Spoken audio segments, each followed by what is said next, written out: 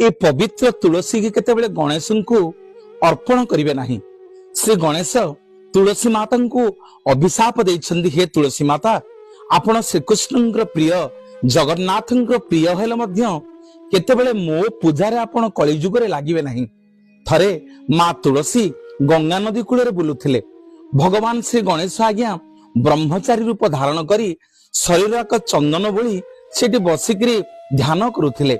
माता तुलसी गणेशंकर रूप को देखी आकृष्ट हो गले एवं विवाह हवा पई प्रस्ताव देले।